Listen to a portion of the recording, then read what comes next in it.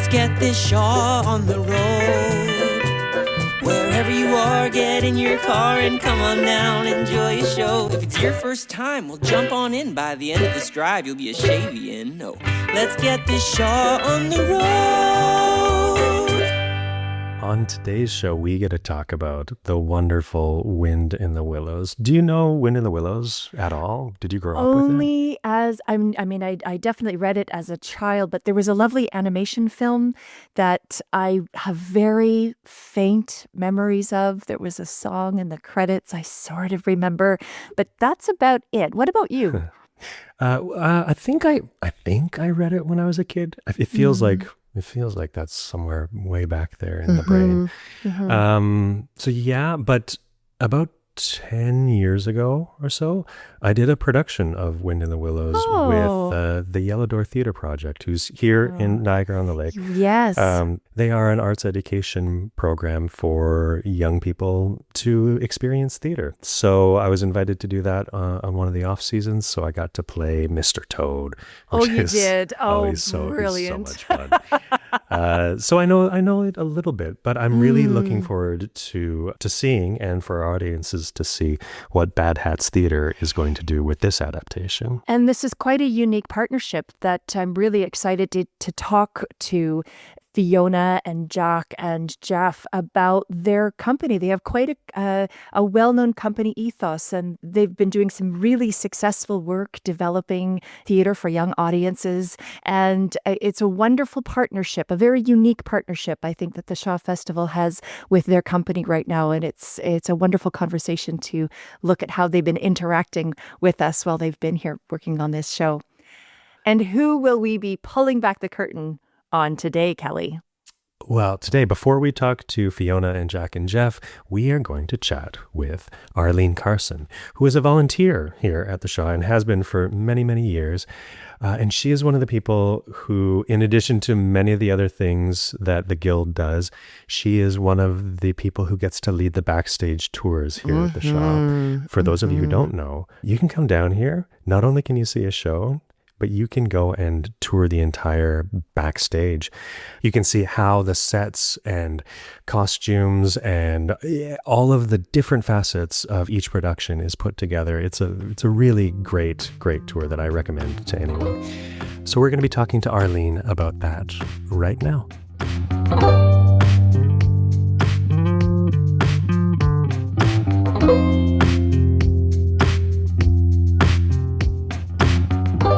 I'm Arlene Carson. I am a retired drama teacher, and I am the Education Programs Chair for the Shaw Guild, which is the volunteer organization that supports the Shaw Festival.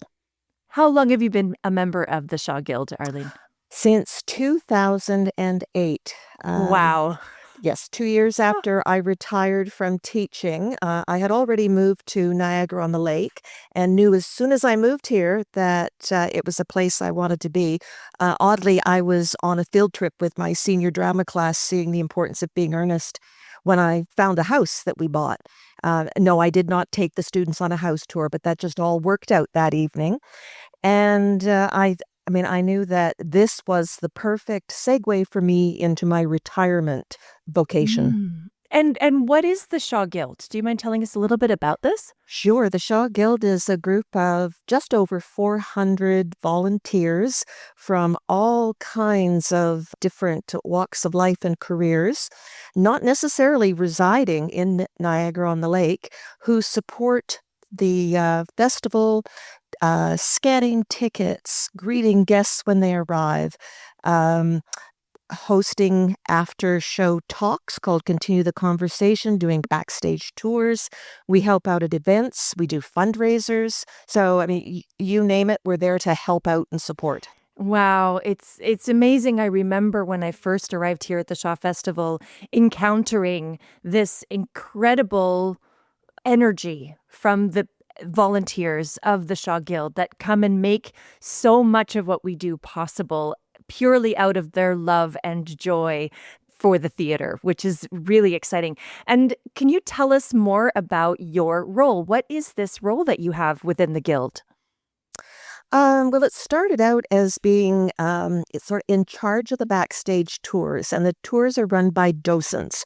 And that's a lovely term which is often used in museums and galleries, people who educate patrons on what's going on. So the backstage tours are really a great look at what goes on behind the scenes. People see the actors, but they don't see the other, 600 people who are part of the festival, building the productions and shows and making everything run smoothly. So that's what the tours help to do. The tours have been running for more than 20 years, and they were started through the education department with a group of volunteers, a few of whom are still doing the tours. Oh, wow. Yeah. That's amazing. It is amazing. And it's expanded into, we do festival tours. We're now doing Jackie Maxwell Theatre Studio tours. We have developed the Continue the Conversation program, which is a great opportunity for audiences to sit together after a show and just talk about the experience of connecting in the theater and, what they felt, what they saw, how they interpreted things, the effect that the production had on them. And there's so many other things that the education department puts on that my group of volunteers facilitates. What about the workshops that you run? Because we have our beautiful family shows, and there's quite a reputation for our lovely parade of youths and parents and family members who will join a lovely parade down Queen Street as they make their way to the festival or to the Royal George. What is that? What has been the journey in developing those workshops? The pre-show workshops that are for the family productions have been again developed by education. They are still run by education, so they're not presented by the docents or the facilitator group, but there's another big group of Shaw Guild volunteers who come and help out at those, whether it's setting up before the workshop, cleaning up after, parading the kids, as you mentioned, down the street. This year, our workshop is going to take place entirely on the grounds outside at the Festival Theatre. So for Wind in the Willows, the students and the children who come are going to get this wonderful opportunity to be in the garden, around the pool. I'm not going to give away any secrets of what they're going to be doing, but I can hardly wait to get my grandchildren here to play outside before the production. But it is another group of wonderful volunteers who come and assist with the workshops and help the presenters interact with the children and get them from A to B safely. So if you were to suggest a little itinerary of things that people might be able to add on to their trip to the Shaw Festival. So they're in the car right now, they've got their tickets to the show, or maybe actually they've just opened their program and they're looking at, I think we might come see this show. What would be some recommendations that you would have for some of these events that you have developed and that you work on with your group? Well, absolutely, to take a backstage tour, because everybody, when the tour is finished, they're just, wow, I didn't know that. This is amazing. I mean, it's this universal response to seeing what goes on behind the scenes and understanding all the other people who make the magic happen. So a backstage tour for sure. And on different days of the week, there's different things. Sometimes there's talkbacks that are given by production and cast members. Sometimes there's the Continue the Conversation. Specifically, I'm going to plug those for Tuesdays, Fridays, and Saturdays after every matinee. So those are wonderful things to do. And of course, the workshops before the family production of Wind in the Willows this year will happen before every single production. So that's matinees and evening. So you've got a lot to fit in there. And just being on the grounds around the Festival Theatre is fantastic. You never know what might happen outside, pop-up patios and things like that. There's lots of fun things to do. And it's a beautiful sort of luscious facility with the gardens and outdoor space. Right. And the part of the volunteer base at the Guild also helps to maintain the grounds. Yes, they do. We've got a group of dedicated gardeners out there every Tuesday morning making the grounds look beautiful. Wow. Thank you, Arlene, for your amazing time, your energy. I always look forward to running into you and hearing what's going on. Oh, and I did want to ask, are you still providing the French backstage tours? Am I understanding that you have a French backstage tour in development? We have already done sort of beta testing for the French tour, and we can offer it. In fact, I've got one coming up for a very large student group in June. So that is up and running. So we have a Wow. few French speakers in our entourage of docents. Wow, that's a very exciting addition to all the tremendous things that all of you do at the Guild and with the docent group. So thank you, Arlene, for joining us today and giving us a little bit of that window as to what else goes on here at the Shaw Festival. You're very welcome. It was my pleasure.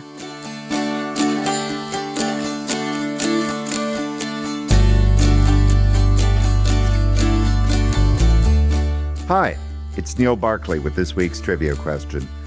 Our production of The Wind in the Willows is drawn from A.A. Milne's stage adaptation, Toad of Toad Hall, but the novel that inspired it all was penned by Kenneth Grahame 20 years earlier and was originally intended as bedtime stories for his young son Alistair, who had a particularly sweet nickname. What did Grahame originally call these stories? Stick around to find out the answer. Today, we are talking to the incredible creative team behind The Wind in the Willows. Fiona Sauder is the co-founder of Bad Hats Theatre and has created acclaimed shows including their Narnia, Alice in Wonderland, and Peter Pan. Jeff Newberry's credits include music directing the Disney's Lion King for Mirvish, Finding Neverland for Drayton Entertainment, and Come From Away at the Capitol Theatre. And Jack Davidson, nee Rennie, is an actor, dancer, and Dora Award-winning theatre creator from Toronto.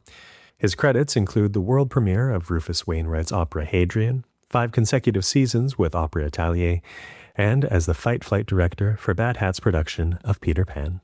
Let's go to that conversation now.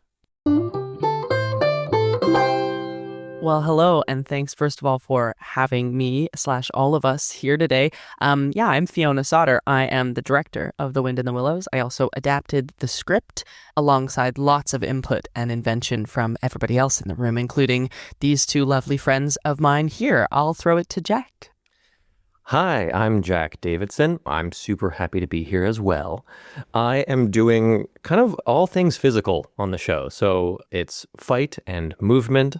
That includes some choreography in this show. It's a lot of playful work overall, crafting a lot of different things. So I'm helping out with physical things. Yeah. Hey, I'm Jeff Newberry. I'm the composer and sound designer. And if the question is, what am I doing at Shaw? It's mostly spending a lot of money in the green room on all the coffee and tasty food. I'd say that's priority 1. But otherwise, it's playing with all these folks making a show. And do you all know each other? Like before you started at the Shaw? No, we're just meeting here today on this podcast. I somehow doubt this. Fiona, could you maybe just tell us a little bit about the trio we have here with the three of you? Yeah, well, Jack and I go quite a ways back because we met in theater school in Toronto at George Brown Theater School, and we weren't in the same class, but about a year or so after I graduated, my company, Bad Hats Theatre, did a production of Peter Pan, an adaptation that was created by this ensemble, mostly of grads from that school.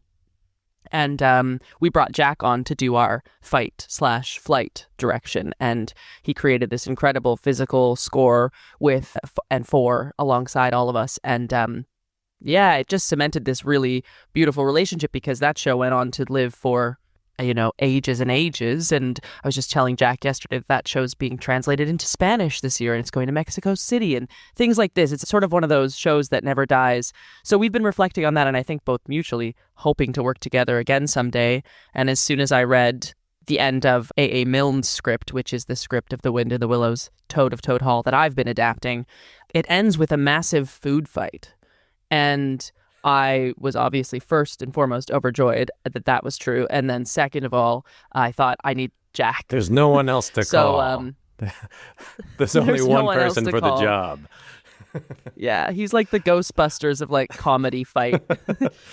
So it was that was really, really lucky that could all work out. And then Jeff and I, met each other a couple years ago doing Year of the Frog and Toad out at Port Hope. So I thought, another Wind in the Willows inspired Toad-centric amphibian music thing?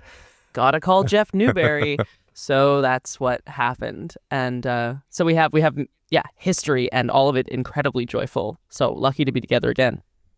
That is very cool. And I like that being a George Brown Theatre School graduate myself, we are now taking over this podcast, which is quite a nice shout out to ye old George Brown. Okay, so I'm going to go through each one of you. And again, you can jump in anytime at the end of any of this. So my first question for all of you is, when did the theater bug bite? And Jeff, I'm going to start with you. Okay, I think my answer has to be, I grew up with my grandma taking me to see the Ross Petty Pantos in the city. And it was always something I looked forward to, but it was sort of separate from a possibility that I saw. It was just something I enjoyed. And then in grade 7, my school did Joseph and the Amazing Technicolor Dreamcoat. And I played the Pharaoh, naturally. And that was like the first time that all these things that I sort of peripherally knew that I loved became a thing that I now did. And I was really enraptured by like the magic of seeing these faces every day, making a thing together. It's all my friends, and we're here, and we're singing, and we're dancing, and I'm wearing a loincloth. Ticked a lot of boxes, and so I'd say that was phase 1 for me, definitely. Yeah. Excellent. Excellent. What about you, Jack? This is great because I was also largely inspired by Joseph and the Amazing Technicolor Dreamcoat. I wish I could say it was a Jeff's production, but unfortunately it was the Donny Osmond production in Toronto. My mom took me to see that show when I was, I don't know, like 6 or 7, like pretty young. And then also I got into more dance stuff because of seeing shows like Stomp and Tap Dogs. And I was like, Mom, I think I want to do that. And she was like, perfect, it's working. And she like immediately signed me up for some tap dancing classes. That's awesome. What about you, Fiona? I think I was not forced into it, but that my energy was sort of relegated to the stage because I was a bit of a terror as a child. And I think one of my parents' friends, after maybe the 17th performance that I surprised them with during a family dinner, said, maybe you should put her somewhere where she can do that on purpose. And so maybe enroll her in some sort of performance or theater thing. And so they did, and that was great. And I think around the same time, to support the fact that I really enjoyed going to these after school drama classes, we got a bunch of VHSs of old musicals. Not that old, but, I was really, really obsessed with Guys and Dolls and Grease. And that sort of just continued on. The Muppet Treasure Island, which isn't theater, but isn't not, was a huge one for me. And so I just would watch these things over and over and over again. We didn't really have a big TV or like cable or anything. So I would just put these VHSs on again and again and again. And then I was lucky to just be in classes from basically the age of, 6. Wow. And what was it like, Fiona, to begin this adaptation process? And I'm wondering if you could share with us a little bit about the story of The Wind in the Willows for those folks out there that may know it, remember it from like a time when they might have read it, but also some folks who may not even know what the story is. Absolutely. Well, Kenneth Graham's novel, storybook, chapter book, began as stories that he told aloud to his son at bedtime, and then eventually wrote down. I think in 1907 was the first time it was penned. So he began this way and then eventually formalized it into a book, as a lot of great children's literature starts this way. And if you have a foggy remembrance of these animal characters, I'll remind you that it centers these 4 heroes, Toad, Ratty, Mole, and Badger. And it's a really sort of episodic book. Here's the chapter where they're going on a boat ride and, mayhem ensues. There's a problem, they solve it. And that's sort of the structure of the whole thing.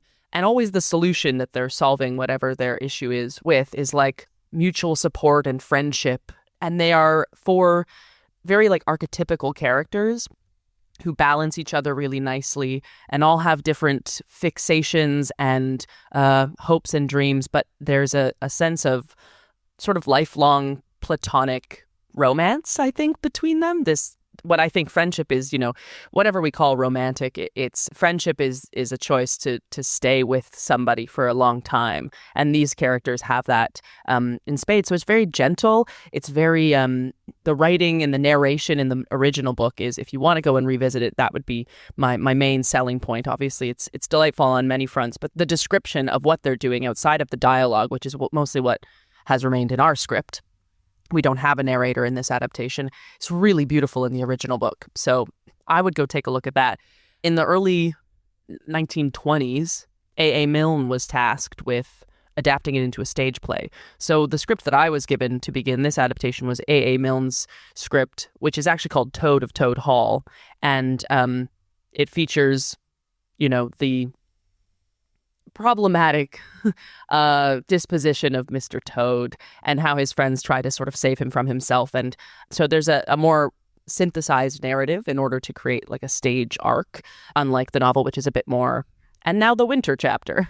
So from that, we've created a new adaptation that follows a similar structure, but really the process was about, eliminating stuff that we felt was maybe bogging it down for a 2026 audience. And then the most important thing is injecting it with as much of our own sense of humor as we could. And so really a lot of my process of adaptation is just, first of all, entertaining myself when I start to hack apart the script and going, what makes me lean in and what makes me feel confused and a bit bored, and then analyze those things and remove or massage or change the stuff that isn't really making me leap out of my chair. And then you show it to the actors and the other creatives, and you watch what makes everybody laugh or sparkle or lean in or what moves them, and then you'd keep changing it. And so the last piece, and it's ongoing, is who are the actors in these roles? There's about 700 ways Mr. Toad or Ratty could be, but in the hands of Lawrence Libor or Sherry Flett, it's a different thing. And so you lean into what they bring to the character, and that's the beauty of having the adapter's hat on. So at what point are you bringing Jack into the conversation? And for you, Jack, this is also a kind of adaptation in terms of the physicalization of it. There's sort of another layer there. So at what point are you brought into the process, and how much is that, relationship has been like between you? It is truly a very fun one. Working with Fiona is like, to be clear, I think you said that you were like a terror growing up and then they put you in theater. You're still a terror now. I just want to reassure the listeners that thank you. That it's just been directed for good, but it's still no, anyway. But so there's this wonderful like feeling of like stirring the room and getting ideas moving is such a big part of the process. And like as much as possible, like not too much hierarchy in terms of like the creators and the performers. There's really a feeling that like, it's like, help us, we'll help you and you help us. Let's like make this thing together. And we're doing that as creators with each other. And all these things are happening, which is really fun. It takes a lot of skill also from a lot of people to make that happen. So it's like, I never really know what I'm going to be working on next. Like it's really like on some days it's like really clear cut. It's like Fiona mentioned, there's this big food fight thing and she can go, hey, next rehearsal, we're getting to that. So like, let's have this little chat about it. And let's make sure we're on the same page going into that rehearsal. And it's like really clear. And then sometimes she just like walks over and it's like, hey, this thing with the, with the flowers, I don't know yet. Can you just like think about how those flowers can be more better? Thank you. Like, and I just like, that's where I go. And I spend a couple of minutes, on the side of rehearsal as they're working on stuff going, how could the flowers be fun? What would be cool? Maybe the perform, like, it's just, so it's really, really stimulating for me. Like I definitely get a lot out of this, which is, that, but that's my answer. That's a great answer. And then, Jeff, you come into the fold. And so, again, at what point are you involved in the process? And then what is it that sort of, what are those things that you're focusing on as you come into the room and into that creative space? Well, the way that Fiona, this is a Now About Fiona podcast. The way that Fiona is that she's a leader with zero ego. And so every person gets to do the best version of what they do when she's the boss. And so that's fun and cool. And I like to do things really early. And so way before we got in the room, I'm sending stuff to her. Is this right? Is this right? Is this close? Is this stupid enough? Is this too stupid? And the answer to all of those is yes.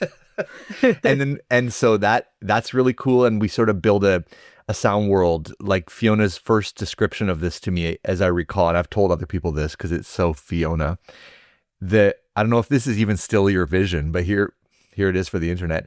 It was imagine if you go out on your front porch and you lean and look under the porch. That's the world where the play wants to be. It's cozy, it's snug, it's warm. And so we talked about a lot of musical stuff that has a texture to it. We're using 2 different pianos, one that's a piano treated with felt between the hammers and the strings. So you get that softness and the warmth. And the other one is where a hammer hits 1 string instead of 3. So it's softer, it's gentler, it's rounded off. There's lots of strings and folksy percussion and whistles and a lot, sort of the mix. We went for like this mix of cozy magic, I guess you could say. And then we bring all that stuff into the room knowing that some of it's going to work and plenty of it isn't. Just yesterday, we had a cue that I was, Fiona really, unfortunately I left to work. Tell it. I'm so excited. Unfortunately, I left to work on another show for a little stint. Big mistake. Because during that time, 2 things happened. One, I got a phone call from Fiona being like, "Hey, listen, there's now a 4-minute long montage sequence which has no text and is all movement and music. But listen, I gotta go." Click. So that's phase 1. And phase 2 is just yesterday. We had this cue that goes into a big moment towards the end of the show where Fiona had envisioned in one thing. And I said, let me just try this other thing. And being Fiona, she's like, great, try it. So we tried it a bunch of times. And then we all sort of agreed yesterday, this isn't it. And so it got completely thrown out and we built something new. And Jack and Fiona were both graciously like, yeah, that thing that we wanted it to be all along, now that's the thing. But, the team being so gracious and patient to be like, sure, let's try your art thing until it's not the thing. And now it's not the... If I can just jump in, Jeff, not to defend myself, but to agree with you wholeheartedly that I love to be wrong. And Me so too. when people jump in and they go, I really hear this other thing. And the reason Jack and Jeff are here is because I madly respect and admire their brains. And they might teach me by showing me something else that my initial instinct is wrong. And sometimes, it's the age-old thing. We all experience this as artists of sometimes first thought is the best thought. And you do return to it. But the circuitous way you get there is full of lessons you needed to learn. And so, and just to be clear, when Jeff says, and we all came up with something new. No. What happened was I said, bless this idea, Jeff. It isn't working. And we sort of all agreed. Jeff sat up in the seats of the studio theater for about 6 minutes and then walked across the room to our sound operator and handed him a new and perfect cue for this big transition that he just sort of squirreled away in his headphones and figured out on his own. It's worth mentioning that the people we're working with are really, really elite and great at what they do. I think the thing that unites all of us is that we have a really high taste level and we really all appreciate specificity and rigor. And so we're trying to create a container that has no loose ends in that it feels like everything that's there is there on purpose. And so you draft something and you go, I know that this works, and I might not even have the language for exactly why. The next time you've revisited it, you're wiser and you can go, oh, now I know why this cue needs to be this cue. It's because the last time we saw, for example, these characters who are doing this transition, this was the story we had of them, and this is a sonic through line, and we wouldn't know that in the first meetings we had. And that's just so much fun to find yourself wiser all the time and learning all the time. And this is why I love the practice of adaptation, because you can always squeeze something more true or more fun or more specific out of it. Mm-hmm. And so one of the things that I find really interesting, so Fiona, you have this lovely company, Bad Hats, which I'm going to ask you a little bit more about in a bit, but you have a way of working. It's a very creative, collaborative, open, free, and not to say again that we don't have that in our larger institutions of theater production here in Canada, but what's it been like to transfer that process, your creative process and shared language? What's that been like to transfer over here into the Shaw Festival, which is a much bigger machine? And so what has been that process for all of you? And I would love to hear from each of you. It's a great question. I think one of the major differences between working on a piece at the Shaw versus what I'm more accustomed to is just the timeline. I think a good example is that last time Jeff and I worked together, we did A Year with Frog and Toad, and we had about 16 days to put it up. And that's a 2-act musical with choreography. We certainly didn't have a choreographer, so I stayed late a lot. And one of the antidotes to the fact that no one should really put up a musical in 16 days is that you can gain momentum with the people in the room. And so you have a bit of a mutual understanding with the people on the team across the creative and the cast that we're about to dig in really hard and push this thing up the hill. And if you can do that with a mutual understanding and joy, and you get the right people in the room, you can have a lot of fun. I mean, that was one of my favorite shows I've ever worked on, even though it was a real heavy lift. And so at the Shaw, you have more time. It's so glorious, but also you don't have as many instances of momentum. As in, we saw you yesterday at 6 p.m. and we were in the middle of this scene, thought about this thing overnight, and we're going to add this thing into the scene we just were familiar with and we just touched. It's often we've seen you for 3.5 hours, and then 2 days later, we'll be working on a different chunk of the show. Mm-hmm. And so it's the connective tissue that I think is quite hard. And in this style, which is really physical, which is really fluid, which basically it's like a style that never sleeps. There's no rest for the actors. It sort of is built to be a train you get on and you don't get off until the show's over. And I could say more about why I think that's really fun for an audience.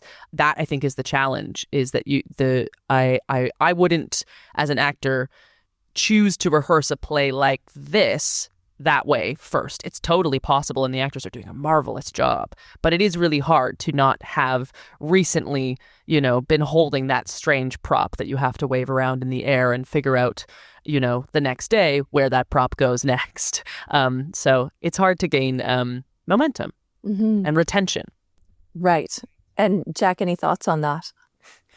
I relate to what Fiona's saying. I think I'm also used more to a way of making shows that's more of like falling into a fast and furious relationship where you kind of love bomb it and you're like obsessing over it, and then you make it and you're like, wow, and then it, and then you fly back home to Canada and they live on as a memory or whatever.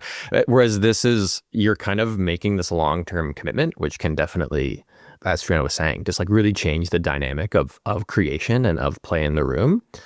And yeah, I've definitely found that like this question of like, oh, it's free form in the room, as opposed to maybe, I feel like we're discussing like, as opposed to what might be more of like a traditional, like the director directs the actors, and that's kind of, it's like more formalized.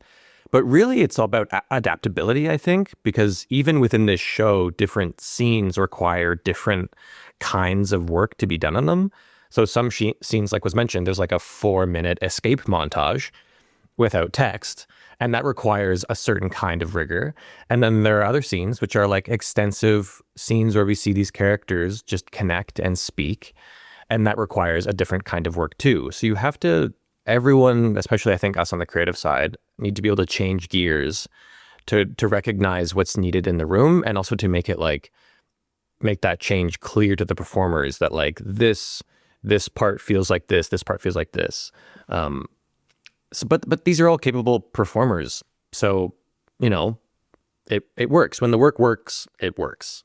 That's great. I want a T-shirt that says that now. I think that's really good. Like I said, if it ain't broke, don't break it. Oh, and I would all the time. Oh, dear. And Jeff, I think this is interesting because you actually have a relationship with our technical crew as well. So how you are in within the tech landscape of programming cues and getting these next elements, that integration. What's that been like stepping into this environment at the Shaw Festival? Well, it's been a beautiful extension of working with the team and the cast. Meeting the crew is meeting more people with a very deep bag of skills and generosity and kindness. Every person that I've encountered here since March 11th or whatever our first day was, has just been like generous and kind and helpful and very knowledgeable.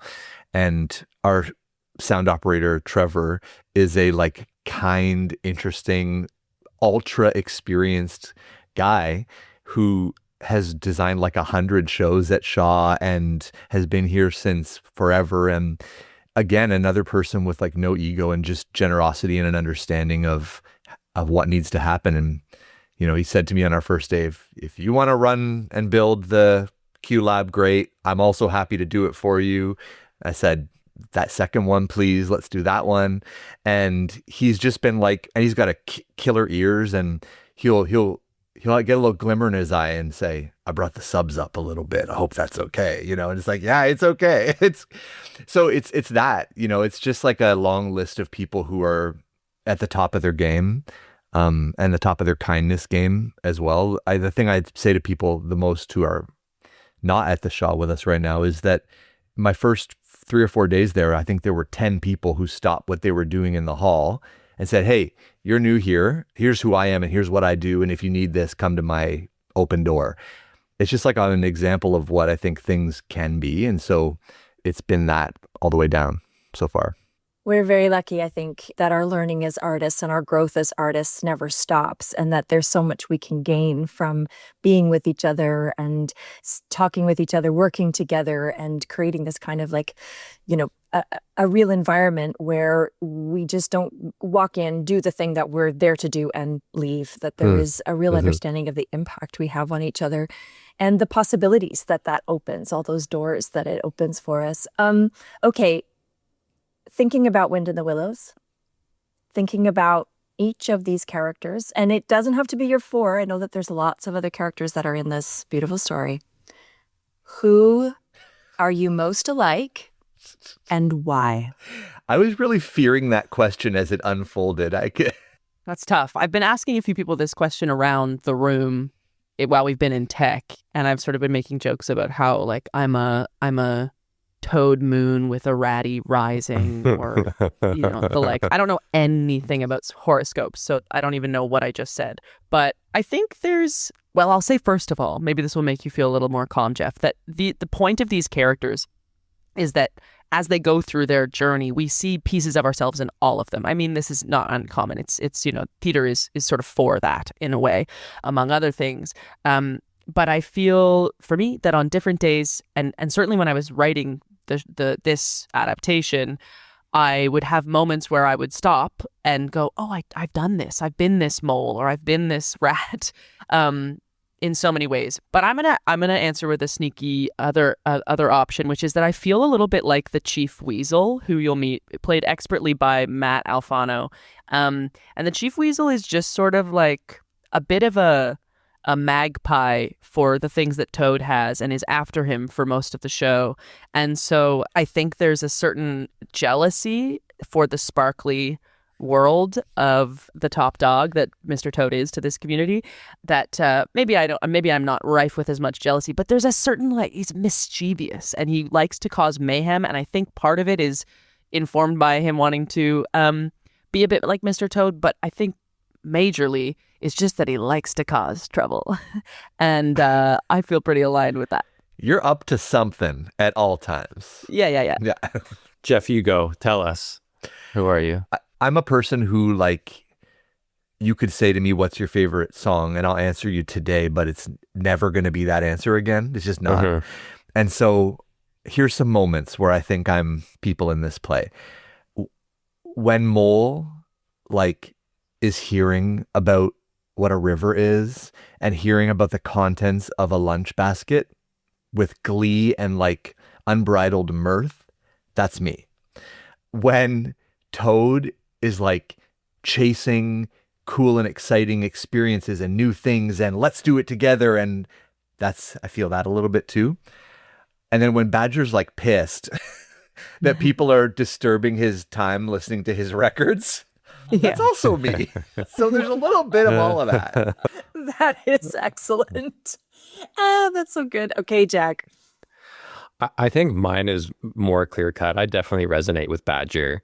I think, I like growing out my gruff beard, and I don't know, maybe consciously or unconsciously playing against some like bubbly theater people tropes of being a bit more like, I don't know. I don't think I'm standoffish by any means. I think I'm a very personable person, but I definitely enjoy my quiet alone time. I'd say like I like being there, but I also secretly love being invited. Kind of, that's what I feel like Badger is. He's like, leave me out. Like, I'm good, I'm fine here. And then people are like, but there's like a thing. And he's like, well, if there's a thing, then, so for me, I think Badger's great. I would like to sit in his little cozy home. The descriptions of his home also are like my dream. I want to live in Badger's labyrinthian home underground. Jack, do you like to be invited and not go? Because that's a specific feeling. I mean, that depends on the night, Yeah. Day.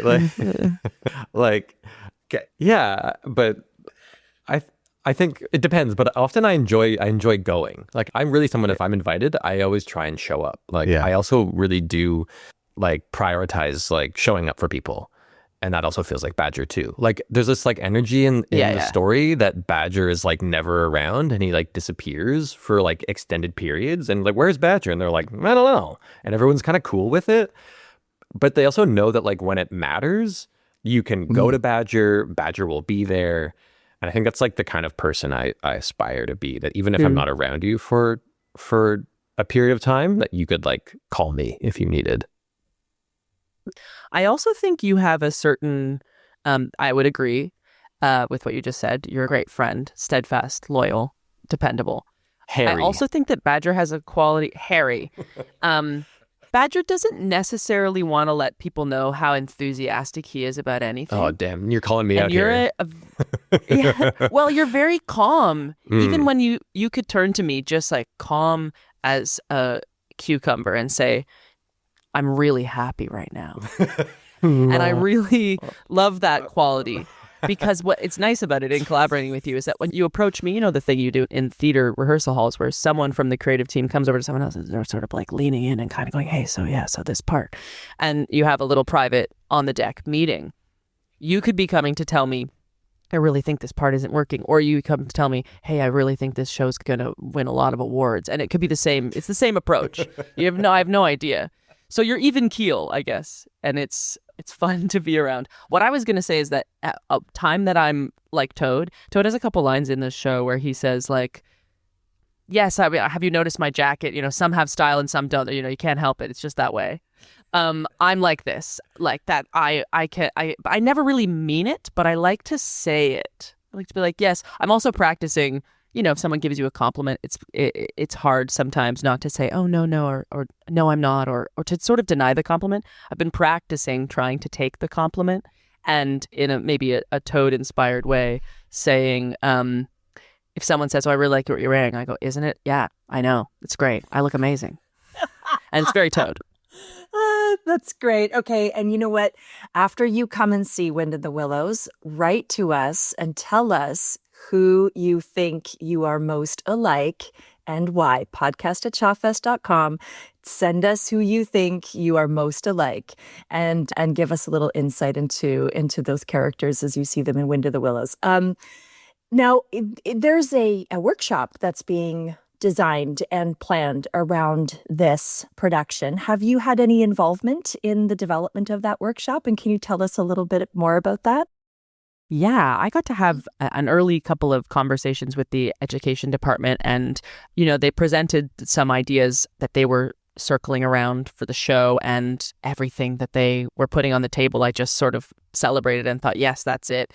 But a lot of the conversations we had were just about a few main points. One was that being outside as a child, away from devices, as I was really lucky to be a lot as a kid, which made the access to the imagined world of this show really easy for me, is so crucial. Like, when you sit outside and you think that there's maybe nothing really out there, it's the road is empty, the field is empty, the forest is quiet. If you sit and listen for even 2 more minutes, 30 more seconds, it's so alive. And what those sounds mean and the way that they evoke something in you that, you might not have thought was there. It's very meditative, and it's like a real key to imagination that I don't think as many kids are getting a chance to access right now. So that was something we spoke about, was just like, go sit outside. And what is the act of doing nothing? Are you ever really doing nothing? Or are you very, very activated by stillness and by listening? And so a lot of the inspiration behind this adaptation, or the kernel that really, I think, moves me, is the idea that in nature and in our impression of nature, in our mind's eye, in our imagination, there's music and movement everywhere, and there's never nothing. And if you look a little closer and a little closer and a little closer, you may find whole worlds. And that looking closer isn't just, beyond the grass. That's how it's personified in our show. But it's looking closer inside and inside and inside yourself. And what do you picture there? What is that phrase of music? What does that wind in the willows evoke for you? Yeah, it's a wonderful thing. So you can actually come in and do the workshop right before the show. And then we're right there, because I do believe it's on site. It's going to be right outside the studio door. So you literally will be outside and then coming into the theater to have that experience, which is really exciting. And just before we wrap up here, just thinking about your company, Bad Hats, Fiona, and I'm just wondering, is there something that from this process that you might be looking forward to taking with you as you head out from the Shaw Festival and as you're looking at the next adventures that are coming up? Your company is doing amazing things around the world. I'm just curious, is there something you want to take forward? I think it's been really moving to have this style of work and this way of working affirmed, but at a slower pace, as I've said. And I think that this is something that I've known, but the benefit of taking your time, a good friend of mine at the company often says, go slow to go fast, when I'm sort of spinning out with the many, many tasks at hand, or trying to solve crack a creative nut that won't crack. And I feel like the process of this has been the personification of that. I feel like I talked to myself a lot of good game about bringing those things into the room here, and I feel like we have. So not to answer your question by saying same old thing, it's all good, but I think that there's a sense of wanting to take our time, and that makes me feel really peaceful. And I think, as ever, the idea behind Bad Hat's work, and what I hope people will see when they come to The Wind in the Willows, is the idea that children and their worldview is a superpower, and all we're doing is pretending to be them and doing what they do innately on stage with a lot of precision and rigor. Their commitment to the rule set and the existence of invisible magical things that only they can see is all that theater is. And so putting that lens, that voice, and that perspective at the forefront of how we make the work means that when the children come to the show, they'll recognize what it is as something that they already do. And hopefully that the adults, when they come to see the adults that bring those children, will go, I used to do this, and maybe ask themselves why they don't do it as much anymore. And that's the ethos behind all of it. So yeah, I'd love to slow down a bit more as I go on to make what feels like hundreds of musicals that are on the table right now. Excellent. Jack and Jeff, anything to add? Yeah, I would jump in and just say also slowing down. it's such a big thing right now. I feel like there's, the hustle, go, go, go life that many artists kind of enjoy, but also often have to do to balance work and art and life and love and all these things. I didn't realize maybe how much it's been inspired by thinking about this piece and reading this book again and just like being in this room, how much I've been telling people my plan for June is to like be outside. People are like, what do you have after this? And I'm like, I plan to be in a park. I plan to be by the water. There are these sometimes happy moments in the world of contract gig work where like suddenly you're doing stuff. And then I got like a month where I'm a bit of here and there, but it's just kind of quiet. And it's, to me, always an opportunity to try and go back to stillness, to like silence. And I think about that idea, and the show has seasons and like the seasons of an artist, which I think don't always get to be honored, of how it doesn't always want to, like, I don't want to be this personally always go, go, go. I want times where like I sit and I just like let what I made still exist for me. And then I want to start to slowly ruminate on an idea and be inspired. And like, I don't always want to be jumping in. So yeah, this process and this piece have kind of affirmed this feeling that I think it's important to say, like, I also at times don't want to do art. There's not like something where I feel like I always have to be doing it and that makes me an artist and that makes me a better artist and successful. I think it's super successful to, again, sit under a tree and like look up at the tree and appreciate a tree. It's sounding funny, but that's my June, and I consider that part of being an artist and a person. So that's how I'm feeling right now of what's coming next. Yeah, Jack, I think that's so on the productive rest of it all, and not only to fuel other work, but just to be. And so I think my thing is that this isn't over, and I'm trying to be in the nowness of now. Yeah. That's sort of my thing. I cherish, and I talk to anybody who will listen about this. We're on campus. There's hundreds of artists and creatives and technicians in the building. Thousands of people are coming to town to see all of our shows. I stand behind Kimberly Rampersad at the green room, and I feel like I'm behind a celebrity. I'm staying at the Artist Village. I'm walking past my colleagues to and from or in the gym. Like, it's very special. So I'm just trying to live in that. You're actually allowed to be immersed, and it's just not always that way. And so I look forward to like sitting under a tree, maybe a tree near Jack, but not his tree because he's got stuff to do there. Very busy. Doesn't like it. People are welcome. No. Yeah, it is an open. But it'll be open cool tree to policy. like get on the other side of this eventually and just sort of let and reflect. I love to sit and think about what has transpired, and so we'll see on the next episode what I learned. I know it's a lot. That's great. Okay, final question for all of you. You're thinking of your production at this moment in time. We have people on their way to the Shaw Festival. They are in their vehicles or on the bus, and they're coming to see this show. What's a little Easter egg or a little moment that you love that you're like, hey, you know what? Keep an eye out for this. Or when you hear that, or there's this thing that so-and-so does. Is there a little something that our audience could keep their eye out for? I think mine would be the brilliant design of Judith Bowden, because the meetings we had initially, hearkening back to Jeff's point about peering under your porch, one of the things I said to Judith was, things fall through the cracks of the porch that are human things. And then if, you're a little critter, how big might a quarter be to you if you're a mole?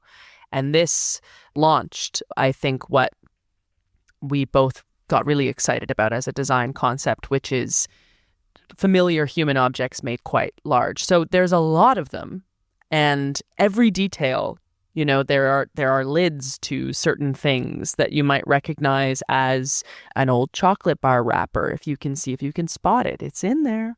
Oh, that's good. There's a lot of, everything is made and considered with what might that have been if this came from a larger human world into this one. So I would look for all the many details she's added. They're really delicious.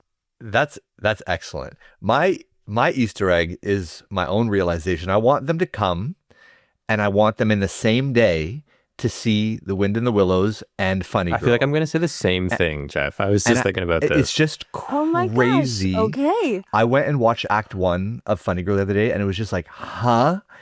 These people who are doing our show at the like highest possible level of expert artistry are also doing, with a completely different skill set, this other show at the top level of artistry. That is the thing that I want them to do. Buy 2 tickets to both shows, and then sit under a tree and talk about how amazing the actors are. And that's because, again, coming back to this rep system where you have a shared cast. So there are members of the Funny Girl cast who are playing in Wind of the Willows. I mean, this is one of the luxuries that we have as one of the few remaining repertory companies, is we are able to do these multiple shows all at once. And that's a great note to take. That's awesome. Okay, but Jeff did say that you can't just piggyback on it. There has to be a little something that you could draw out for us. Yeah, I feel the same. I mean, yeah, because I'll just expand on this a bit to say that the rep nature of the Shaw Festival, you kind of never fully know who's going to be in which different pieces, but a lot of our cast is also in Funny Girl. That's like, there's a lot of crossover there.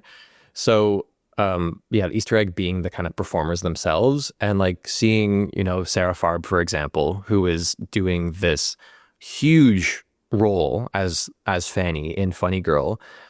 It is very enjoyable, as Jeff was saying, to see her do that, and then to also see Wind in the Willows and see a short scene where she's like a young rabbit practicing her times tables out loud. Like, it's really, really delightful. Like, it adds another quality to it, or like seeing this actor Torian, who has this whole featured tenor part where he's like the epitome of like style and pizzazz in Funny Girl. And it's like, all right, now you're a sassy horse. And like, maybe there's more crossover there than I think. Like, I think that's a really fun thing about coming to a place like the Shaw and seeing rep shows, is that you get to see, hopefully, and doesn't have to be this way, but like seeing actors you see the skill of the performer that much more. So I don't know if I have a new Easter egg for you. I want you to try and count how many food items are used in the food fight at the end. How about that? Awesome. This has been a delightful conversation with the three of you, and it is really exciting to have you in the building, bringing your work as artists within the company that you work with outside of the festival to bring your process here. It's a real opportunity for us to learn, to grow, to keep all of that theater making world alive, and that this is a community. And so to have you in the building and to have your process and your knowledge and talents, and that I think you've said it a few times, Fiona, is the rigor and the standard and that level of excellence that you bring when you walk in the door, that you are meeting us, we are meeting you, and we can all work to take all of our work to that next level. It's really exciting to have you in the building, and many people have said so. So just for the three of you to know, lots and lots of people are commenting about how lovely and really nice it is to have this energy in the building. So thank you for having this conversation today. And I get to now act like, hey, we did this podcast and actually see you, which is so great. This has been wonderful. Thank you so much. Thanks, everybody. Yeah, thank you. And now for the answer to our trivia question. We asked if you knew what Kenneth Grahame had originally called the bedtime stories he read to his son Alistair before they were published in 1908 as The Wind in the Willows. And the answer is Letters to Mouse, his affectionate nickname for his only child. The Wind in the Willows is playing until September 27th. Tickets available at shawfest.com. Thank you to Fiona Sauder, Jack Davidson, and Jeff Newberry for joining us. And thank you, as always, for listening. If you have any questions, thoughts, or just want to say hello, please drop us a line at podcast@shawfest.com. Let's Get This Shaw on the Road is hosted by Alexis Milligan and produced by me, Kelly Wong. Original music by Travis Cito. If you like what you hear, subscribe and leave us a review. Next week, we'll be joined by Peter Fernandez and Martin Happer, and we'll hear about what it's been like reuniting for One for the Pot and how they have carefully coordinated the chaos of this hilarious farce. Let's get this Shaw on the road.